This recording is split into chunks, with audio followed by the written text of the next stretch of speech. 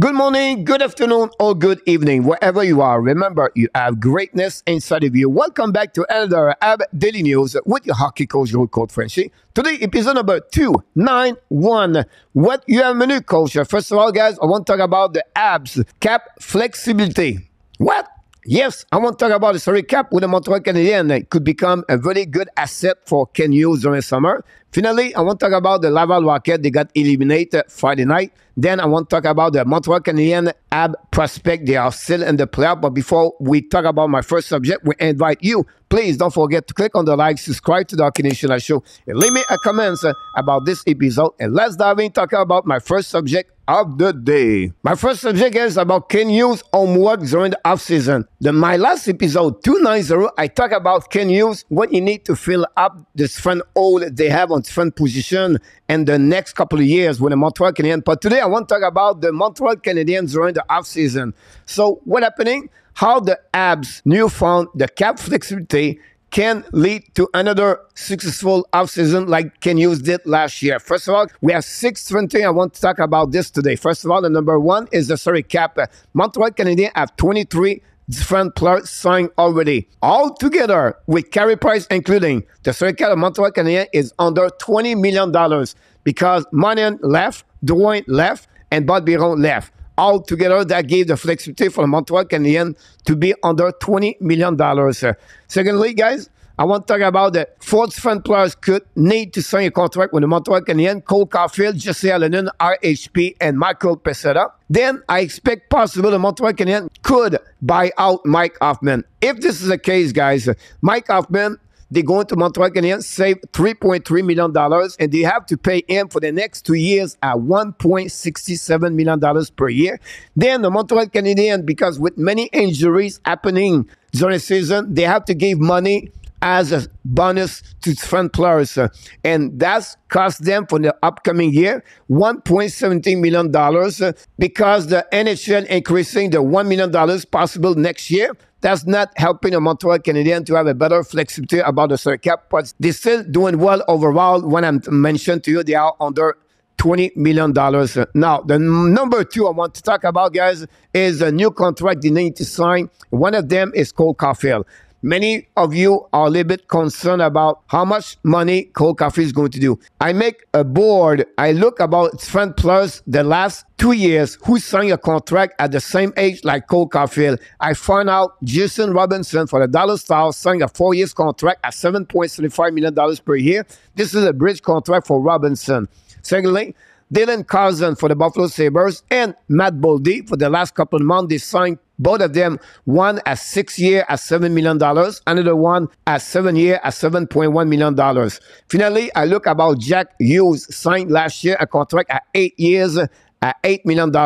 Cole Caulfield, compared to each one of them, pretty good overall if you compare his stat with Carlson and Boldy. On my own opinion, guys, the cost of Cole Caulfield for the next couple of years is going to be between $7 million to $8 million, more approximately at $7.75 million for 6 years. I would not be surprised. With this all together, whatsoever they buy him out or not, Montreal Canadiens are going to have $11 million to play with their salary cap to $14 million for upcoming season.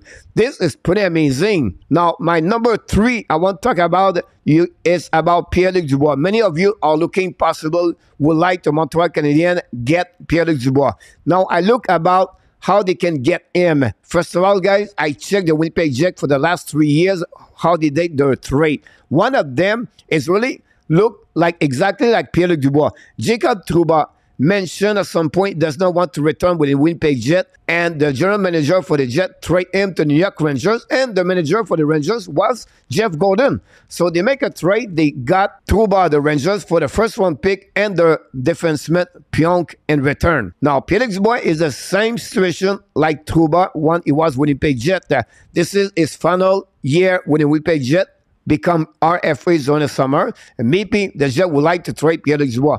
But what would be the cost for the Montreal Canadiens to get him? At least the first overall pick from the Florida Panthers looked like it could become the number 17. That would be one of them. Now, possibly they could add 2 players in return. It could be a Jordan Harris example and maybe another prospect they have Montreal Canadiens. Some of you said, no, we don't trade for him. We wait one more year. But again, if you want to get Pierre-Luc Dubois this summer, this is the cost. Then I said, wait a minute, we have to pay him after that. Yes, they have to pay him. Here's how much you can pay to Pierre-Luc Dubois. I compare him, what happening with Mathieu Barzal and Robbie Hance. I look about the point average per game. Pierre-Luc Dubois is at .70 per game. Barzal is at .86. The best of the three, and Robin Hance is at .71. Barzal signed a contract last summer at $9.15 million. And Robin Hance is at $8.45 million. The number, the point, if you compare all three together, are pretty even. But Pierre-Luc Dubois is a better player. What he brings on the table is physical. He plays center, he plays winger. I think he's a little bit unicorn compared to Barzal in Hance. Hance may be the best one overall in my eyes. So to get Pierre-Luc Dubois, after they trade for him, you have to pay him. That would cost Montreal Canadiens guys about $8.5 million to $9.2 million per year. This is the cost to have Pierre-Luc Dubois. Do you want him or not? I don't know. Don't expect him to sign under $8 million. Nowhere, no close, I don't see Pierre-Luc Dubois sign the Montreal Canadiens. And if he signed with the Montreal Canadiens, could become the best player for the Montreal Canadiens. Now, my number 4 point I want to talk about, guys, is the Joel Edmondson situation.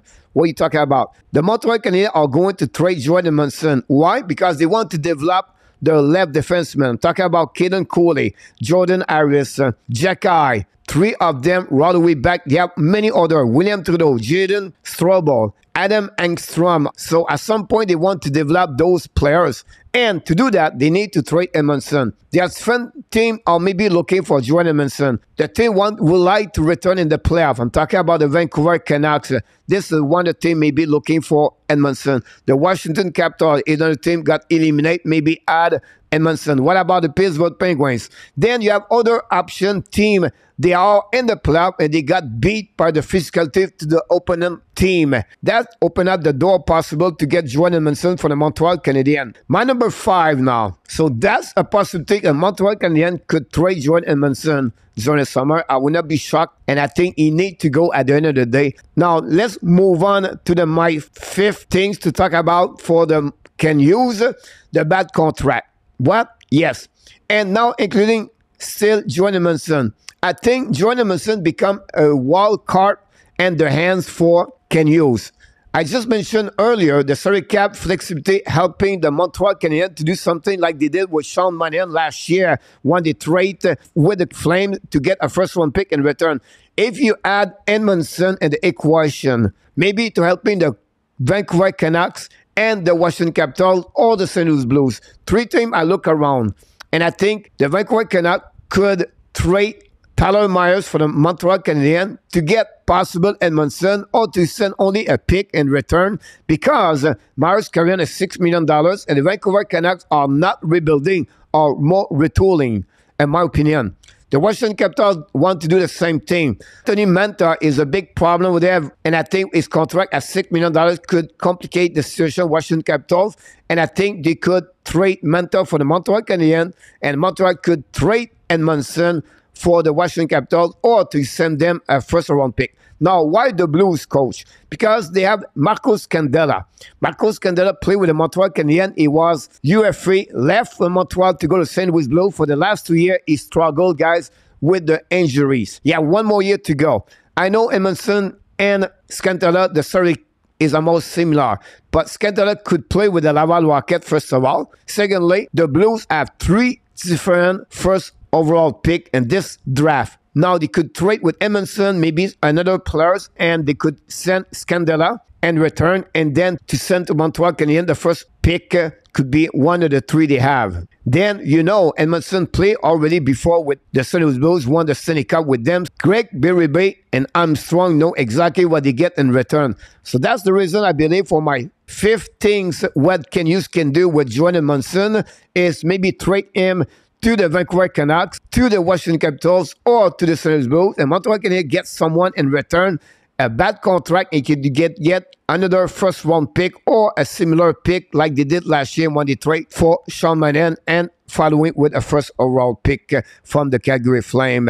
Finally, my last thing I want to talk about the Montreal Canadiens today is another trade like Kirby Dach. We know last year Montreal Canadiens trade Romanov to get a 13th overall pick for the Islanders. Then they turn around, they went to Chicago Blackhawks, and they got Kirby Dach. Obviously, we don't have right now in NHL that kind of situation, I believe. At least can you surprise me? So I look around, I try to figure out what a Montreal can do. Similar situation with the 17th overall pick for the Florida Panthers. First of all, the Colorado Avalanche, guys, they have Allen Newhook. Remember, Newhook was drafted by the Colorado Avalanche just after Cole Caulfield. He never reached his full potential with the Colorado Avalanche. Now, we don't know what happening with Comfort, with Lost Eller. Now, Newhook never been the player what their expectation was for the Colorado Avalanche. Can he be on the trade bait? I'm not sure. But if Montreal can looking for something similar like Kirby Dach, Alex Newhook with his speed, it fit very well for what Martin St-Louis like as a forward. Secondly, the Dallas Star. I'm looking about Ty Dellandrea, another first overall pick by the Dallas Star. Play well better. This is a full year with the Dallas Star, but still with many prospects they already have, I think Dallas Star could let it go. Ty Dellandrea to get a 17th overall pick and return. Now, I look about other direction. The Vancouver Canucks, again, I'm talking about Aucklander and the Los Angeles Kings, Ramis Kuperi. Not sure this could be happening. I'm not sure both of teams would like to have a 17th overall pick to give what I'm just mentioned because this is high players on the roster. But it's two possibilities could happening. Finally, a cheap price, maybe not the 17th overall pick, but something Montreal could looking about it to add Maxime Comtois from Anaheim. Comtois never been the same player for the last 2 years. And the Carolina Hurricanes, we know the decision with JC Paul-Jujavi. Nothing happened with him since he left the Edmonton for Carolina Hurricanes. Two players could maybe become the Koreanap when Montreal tried to get him, and unfortunately Koreanap not going to resign with the Montreal Canadiens. So this is what I'm talking about today, guys. 6 different things where the salary cap flexibility could turn around to be another great, successful offseason for the general manager can use. I would like to you guys to leave me a comment. Tell me maybe one of the 6 things I'm talking about are really concern you. Maybe I'm right, maybe I'm wrong. I just want to share with you what I'm thinking for the Montreal Canadiens after I spoke about last episode for the 4th friend old Montreal Canadiens have to fill up in the next couple of years. Now I'm talking today about the flexibility of the salary cap could give a great situation for the general manager for the Can use. Let's move on now, guys, for my next subject of the day. My next subject of the day, guys, about the Laval Rocket. They got eliminated Friday night by the Utica Comets. Lead the game all the way to the end, 1-0. After a mistake of RHP, tried to score in the empty net, missed the net, a face-off at the left side of Caden Primo. The Comets tied the game, and then they won in overtime. The season is over for the Laval Rockets, obviously for them. Then the Montreal Canadiens have prospects are still in the playoff. I'm talking about Joshua Roy, Riley Kidney, Owen Beck, Vincent Rohrer, and Jared Davidson. They are still, some of them could play in the Memorial Cup in the next couple of weeks. I will definitely give you some update about this. That's the only thing I need to talk about today about the Montreal Canadiens news and update. Here we go. This is a little bit longer video for you guys, but I want to go deeper today about the Montreal Canadiens for the salary cap. Hopefully you enjoy it. I would like to hear from you guys. Leave me a comments about this video, and of course don't forget to click on the like and subscribe for this channel. And of course remember, you have greatness inside of you, and we wish you an amazing, great, blessing day, everybody.